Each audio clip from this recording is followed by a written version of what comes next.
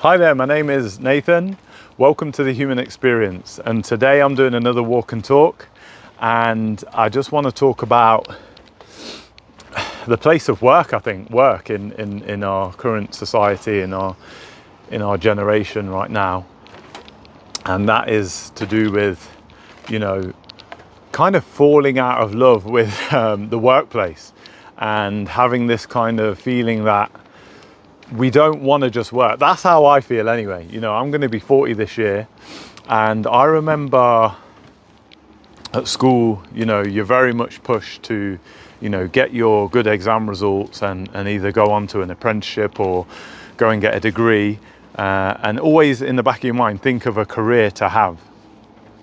And no one really told me, and I know this just wasn't part of the curriculum, I'm not blaming the teachers, but no one ever told me what was actually a good life. And I think, having a good career, having something to aim for, something to give back to society is really good. Having to make money in this world, that's just part of how the world is right now. Finances are important, and they help you to be either, live a better standard of living, or enable you to have certain amounts of freedom and things that you might like. But I feel like what we were missing there in education is that it wasn't the be all and end all. What were the other key components to having a good life?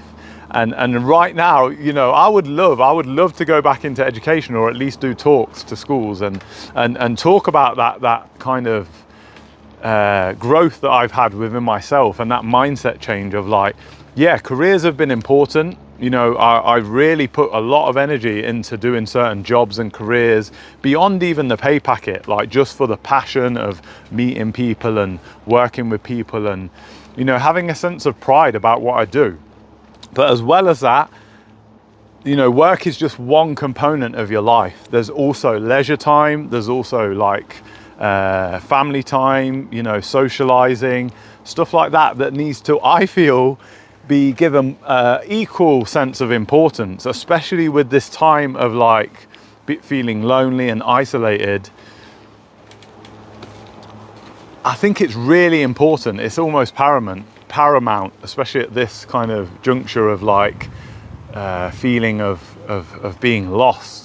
Humanity just feels like it's so disconnected, that we consider other aspects of life. And a key fundamental thing that I've talked about in previous videos is there was a few things that were in place for me to create a more stable life, a more enjoyable life beyond my career. One of them things was my social connections. Having a great set of friends that, like I say, not to say that they were always kind of up and doing great things, but that we were there for each other through the ups and the downs of life, and understanding of each other, and gave each other time to grow and develop into the individuals that we are today, but also appreciate each other. And that even extended to my family, with my siblings. Sometimes with myself, we probably haven't spent as much time as we would like, because again, I think that's that emphasis on work and actually surviving in the modern world. It's hard enough, having to work, say, 5 days a week, and you've got 2 days to sort yourself out and then socialize. It's not leaving a lot of time. So that's where I think a lot of this loss of love for the workplace has begun, because it's kind of entrapped us. We get promised, if we have a good career and a good kind of work life, that will fulfill us. But what I realize is it sometimes takes us away from our close connections, be that family and friends. And like I say, one of the fundamentals for me was having that good friendship group throughout my life that I can depend on, that they can depend on me.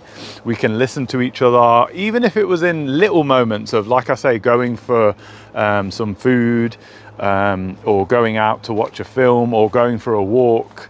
There was always moments where, we're just having general chit chat and fun, but also it's a form of therapy. Sometimes, the therapy's become a very big kind of trending topic, but you don't necessarily need a trained professional to speak to, or you know, this whole therapy thing online where you can just access someone. Like, this is what friends and family are for. They're there for you, and it's just to have someone to listen to get things off your chest. So that is definitely important, like just talking and socializing, not being isolated. And even if you have to, if you're not close to family and friends, as in distance wise, you know, you've moved somewhere else, then go to certain groups, you know, be that. And this feeds into the next kind of thing that's important, fundamental for me, is like doing sports. So, you know, any kind of activity it could be, but where you kind of do a group activity. And for me, it was playing basketball. And that meant a lot because I was meeting people outside of my friends and family group and interacting with people that, yeah, they might think differently to me, and come from a different kind of background as well. So that was important for not just a kind of growth within myself of understanding that everyone is different and everyone's coming from their own kind of perspective and way of thinking, but that through that, even that I collaborated with my teammates on this basketball team, regardless of our backgrounds and our personal situations. And even the fact that what I loved is when you walked into a sports hall to either go play a team, or you was at home and a team was coming to play you at your home court, what I loved is there was a car park out there and people drove in all kinds of cars, yeah, be it beat up bangers or high end, high priced cars. But once you got in the sports center and played on the basketball court, it was like an equalizer, because it was like, no matter what car you drove, no matter what job you did, basketball is one of these games that once you're on the court, it's all about not just working together with your teammates, but that it doesn't matter where you're coming from. It doesn't matter what you own, what you have. All you do is you turn up, maybe someone has a nice pair of trainers or not, and then you compete. And that's what I mean to say that no one cared what was going on outside of that court in that moment. So it made you very present, is what I'm getting at. And also, like, not put a value on any kind of materialistic things, because it's an even playing field. You know, you're just playing you against another team with a basketball and a couple of hoops. There's nothing to say, I own this house, I do this, I'm a CEO, I'm a cleaner, I'm whatever I am. It didn't matter. For that, you know, game, 48 minutes, you were just playing basketball with your teammates and working together to try and win. So that was a beautiful thing, the sports. Another one for me personally was like having a hobby that you're passionate about.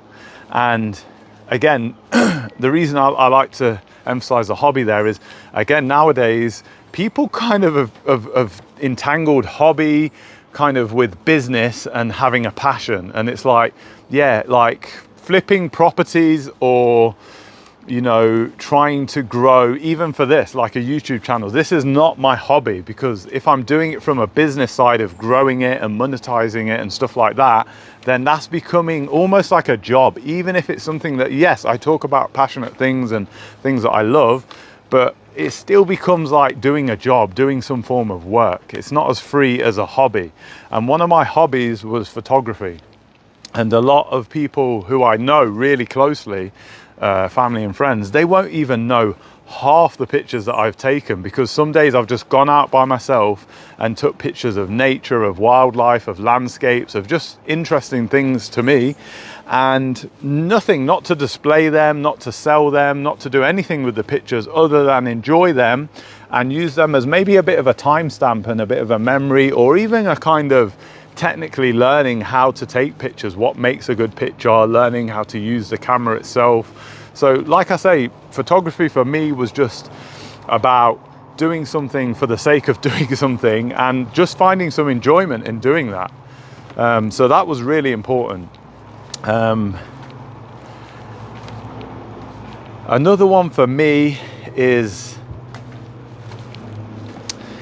more of a mindset thing, and there's two elements to this that I say has kept me kind of feeling at peace and kind of happy, giving me some joy.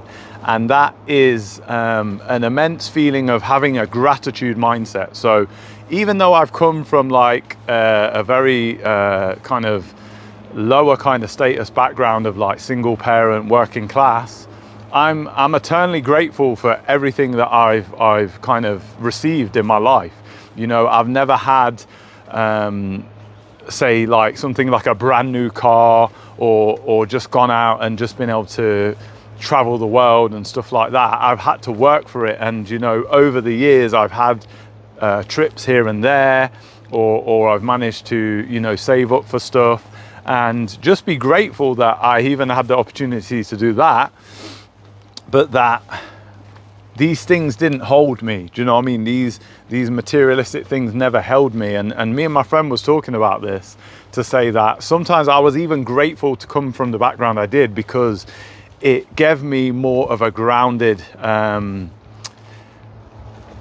perspective on life. And you know, it didn't allow me to get ahead of myself and be kind of to identify with materialistic things, because I either never had it, or when I did have it, I had to strive for it, and I found value in achieving that, but also appreciated the journey of that, and that I was living before I had the thing, and I was continuing to live after, and it, like I say, it didn't define me.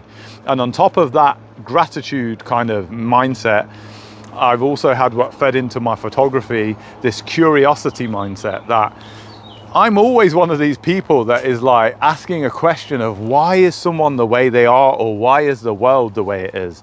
And that can be in extreme cases of like, you know, I know what's popular on certain series on streaming platforms is like true crime or something. Yeah, that is really fascinating. You know, the psychology of that, even the psychology of like, you know, watching, maybe, you know, back in the day more when I played basketball, I love watching documentaries on basketball and series on that, and learning about what it takes to get to that high level, even if that was within something like athletics or boxing or something like that. I loved hearing about how people had strived to achieve great things. So yeah, having that curiosity mindset, it leads me to places like this. You know, like I say, getting outdoors, being in nature, this is another aspect that feeds into that, of not just having a good mindset, but being open to trying new things. So me traveling certain places and discovering certain places has come from that curiosity mindset. So not only does it enable me to do things you know, within my immediate surroundings, when I venture out to places, I'm just even more curious to know, wow, how has this thing come to be? And that has continued to develop now with me becoming a new dad. My lad is 3 years old, and he will ask questions that, you know, just set you on that kind of path again of thinking, yeah, why is something the way it is? Why do we do things this way? And questioning things, and you know, that's a good thing. It's not to say whether something is necessarily right or wrong, but just to try and understand it. So yeah, like I say, I've just come to this place on a lovely little walk to take time out for myself, you know, and also kind of collect my thoughts. And I just wanted to do this walk and talk to let you know what I was thinking about, basically, and the kind of things that have helped me in life. So yeah, I'd love to see some comments on things that help you, what you like to do, your passions and hobbies, and how they've helped you. And maybe something along the lines of, like I say, with the mindset thing, some kind of maybe thing that has helped you, like a quote or a philosophy that has helped you in life, to see things in a new way, or motivate or inspire you to keep on living a good life, and help you live a good life. So yeah, that's all I've got time for now on Welcome to the Human Experience, and I'll see you next time.